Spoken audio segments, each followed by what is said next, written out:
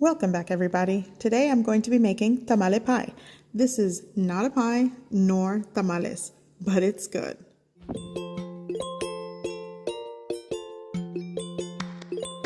Okay, so first things first, I'm going to make the ground beef filling for this tamale pie. And actually, I don't know why they call it tamale pie. It's not a pie, it's not a tamal or tamales, but basically it's a cornbread baked casserole. It's very versatile. You can add tons of ingredients to it that you like. This is the combo I go for. So in a preheated pan with about 2 tablespoons of oil, I'm adding my ground beef.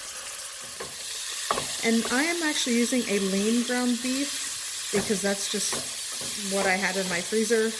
But if you're using something like 80-20, that has a higher fat to meat ratio. So you might not need your cooking oil. I'm going to go in with 1 beef bouillon cube. You don't have to use that. You could use the salt or salt-like seasoning of your choice. Here I have a ½ teaspoon of ground cumin, a full teaspoon of onion powder, a full teaspoon of garlic powder going in, and I'm also going to be using 1½ tablespoons of chili powder. Going in with some cracked black pepper. Now I'm just going to break this down and continue cooking and sauteing my meat. Okay, so as this cooks, I think I want to add more chili powder to this. So I'm going to go in with another ½ tablespoon of chili powder. If that's too much for your taste buds or your taste or preference, then you can skip that and just stick with the 1.5 tablespoons. But I really want a nice chili powder flavor because I'm going to make this sort of like a chili an enchilada gravy with ground beef in it. So now I'm going to add 2 tablespoons of all-purpose flour.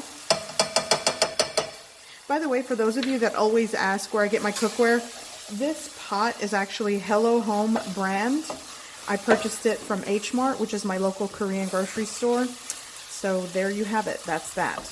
Okay, so I worked in the flour. I want to sort of create basically a roux. And that's it for this. So let's go ahead and do that.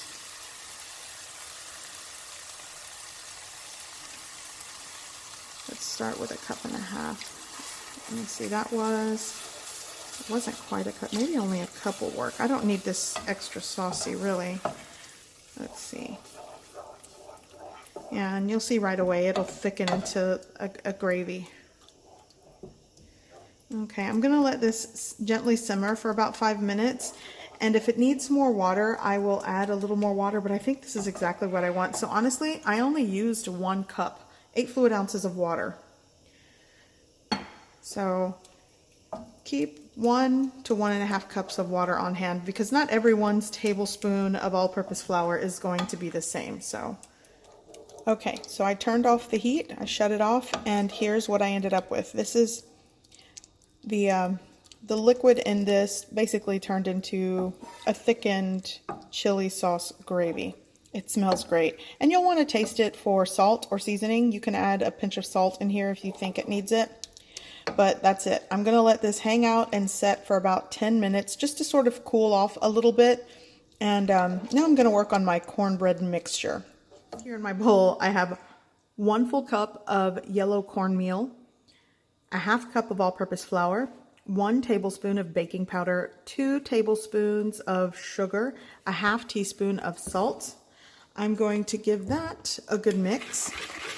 And with this recipe, you could use Jiffy cornbread mix with this. Actually, growing up, that's actually what we would do. We would just use, a box of store-bought cornbread mix, make that, and then pour it over shredded chicken, or like today I like the ground beef. So, there's a lot of things you could do to make it convenient, more convenient. Okay, so that's mixed. Now I'm going to add, 1 large egg, 1 tablespoon of oil. You could also use maybe 2 to 3 tablespoons of melted butter if you want. And I'm going to add 1 can of creamed corn. It's about 1 1/4 cups. It measured out about 1 1/4 cups of creamed corn, but 1 can. I'm also going to add a 1/2 cup of milk. Give that a mix. And here you have a cornbread mixture. But what I like to do is basically make jalapeno cheddar cornbread. And to that, I'm going to add, let's give that a mix. I'm going to add a 1/2 cup of shredded cheddar cheese. And I don't think I'm going to go with the full 1/4 cup of jalapenos. My son's going to eat this, so I like the flavor. But basically a 1/4 cup of fresh diced jalapeno works in this. But I went with maybe 2 tablespoons because my kid's going to eat this. And he does like a little bit of spice, but not a lot. So here is the cornbread mixture. Good to go. Okay, so here I have a 2.7 quart baking dish. This is not a 9 by 13. This is like a 12 by 8 or an 8 by 12. I actually do have a recipe that uses chicken, and it's a larger quantity that would fit in a 9 by 13 baking dish. It's for chicken tamale pie.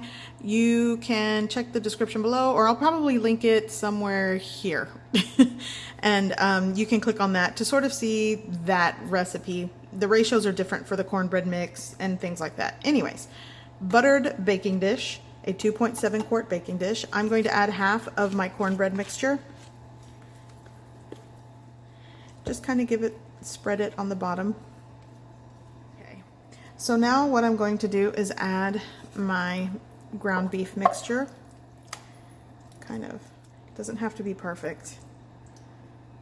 Okay, now go in with a cup of shredded cheese. Actually, this is like a cup, 1 1/4 cups of cheese. Go over with the rest of your cornbread mix.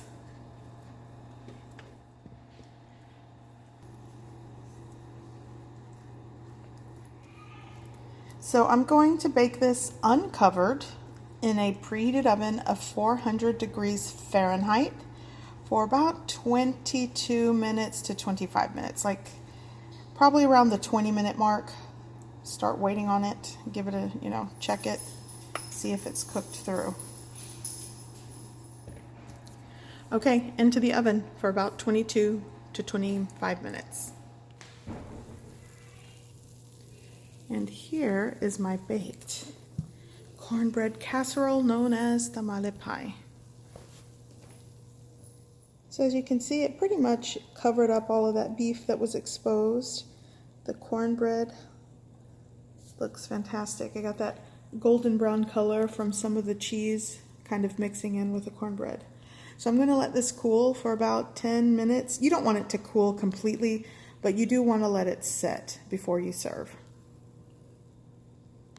That's just perfect. Let's see how this comes out. There we go. So here is a piece. Actually, the corner piece is probably my favorite because of this crust that forms right here on the edge. So I'm going to add a dollop of sour cream right on top. I'm gonna get a little bit of my spring onion or scallions, and that is a serving. I hope you give this recipe a try. I hope you like it, and thanks for watching.